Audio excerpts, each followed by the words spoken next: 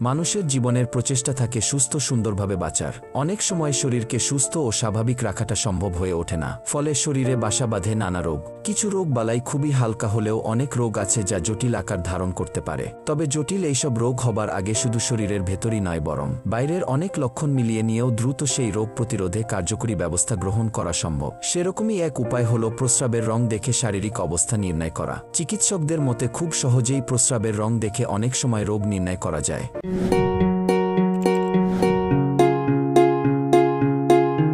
আসুন জেনে নিই কোন রঙের প্রস্রাব কোন রোগের ইঙ্গিত দেয়। লাল প্রস্রাব। কারো যদি প্রস্রাবের রং লাল হয় তাহলে সাধারণত এর মানে হলো এতে রক্ত আছে। মূত্রনালীর সঙ্গে সম্পর্কিত যে কোনো সমস্যার কারণে এটি হতে পারে। কিডনি, মূত্রাশয় ও প্রোস্টেট এবং মূত্রনালীর সাথে সংযোগকারী কোনো টিউব থেকে রক্তপাত হলে প্রস্রাব লাল হয়ে যেতে পারে। ফ্যাকাশে হলুদ প্রস্রাব। শরীরে ইউরাবিলিন পিগমেন্ট উৎপাদনের কারণে সাধারণত প্রস্রাবের রং ফ্যাকাশে হয়। সাধারণত জল কম খেলে প্রস্রাবের রং হলুদ হয়। তবে শরীর যখন জলশূন্য হয়ে পড়ে তখন কিডনি প্রস্রাব থেকে জল শোষণ করে, ফলে প্রস্রাবের স্বাভাবিক রং ঘনীভূত হয়ে হলুদ রং ধারণ করে। তাই এমন হলে অতি অবশ্যই বেশি করে জল খাওয়া জরুরি। গাঢ় হলুদ প্রস্রাব। প্রস্রাবের রং যদি গাঢ় হলুদ হয় সেক্ষেত্রে জন্ডিসের একটা আশঙ্কা থেকে যায়। তেমন হলে অতি অবশ্যই চিকিৎসকের পরামর্শ নিন।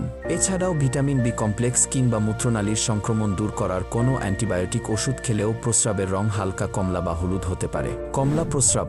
অনেক সময় পিত্তথলির পাথর কিংবা ক্যান্সারের কারণে পিত্তনালী বন্ধ হয়ে যায় এবং তখন পিত্তরস অন্ত্রে পৌঁছাতে পারে না। ওই সময় বিলিরুবিন রক্তনালীতে ফিরে যায় এবং প্রস্রাবের মাধ্যমে নির্গত হয়। এই কারণে প্রস্রাবের রং গাঢ় হতে শুরু করে কমলা বা বাদামি রঙের হয়। তবে কিছু ওষুধ আছে যেগুলোর কারণে প্রস্রাব কমলা রঙা হয়ে যেতে পারে। বেগুনি প্রস্রাব। প্রস্রাব বেগুনি মানে ইন্ডিগো বা পার্পল বা ভায়োলেট রং ধারণ করার ঘটনাও খুব বিরল। এর একটি সম্ভাব্য কারণ হল পোরফাইরিয়া। এটি এক ধরনের জেনেটিক রোগ যা ত্বক এবং স্নায়ুতন্ত্রকে প্রভাবিত করে। এটি আরেকটি কারণেও হতে পারে। পার্পল ইউরিন ব্যাগ সিনড্রোম নামক একটি বিরল রোগ আছে যা ইউরিনারি ইনফেকশন বা সংক্রমণের কারণে হয়ে থাকে।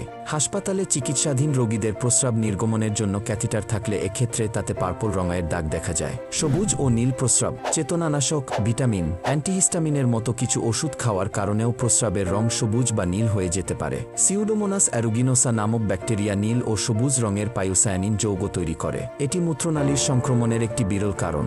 এটি হলে একজন ব্যক্তিকে প্রস্রাব করার সময় জ্বালাপোড়া এবং ব্যথার মধ্য দিয়ে যেতে হয়। বেগুনি বা গোলাপি প্রস্রাব। অল্প পরিমাণে বিটরুট খেলে প্রস্রাবের রং গাঢ় লালের বদলে গোলাপি হতে পারে। যখন এটি ঘটে তখন ডাক্তাররা এটিকে রোজ ওয়াইনের সাথে তুলনা করেন।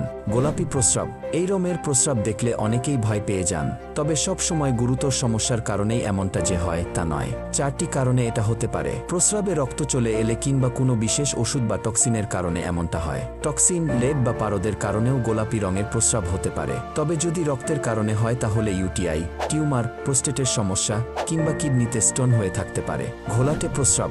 কিডনির সমস্যা বা ইউটিআই হলে প্রস্রাবের রং ঘোলাটে হয়ে যায়। তবে যদি মাঝে মাঝে আপনার ঘোলাটে প্রস্রাব হয় তাহলে চিন্তার বিশেষ কিছু নেই। খাবারে প্রোটিনের পরিমাণ বেশি হলে এমনটা হতে পারে, কিন্তু প্রতিদিন ঘোলাটে প্রস্রাব হলে অবশ্যই চিকিৎসকের কাছে যেতে হবে। চিকিৎসকদের মতে এটি কখনো সম্পূর্ণ তালিকা নয়। আপনার প্রস্রাবের রং যদি অস্বাভাবিক হয় এবং আপনি যদি তার কারণ বুঝতে চান তাহলে আপনার চিকিৎসকের সাথে পরামর্শ করুন।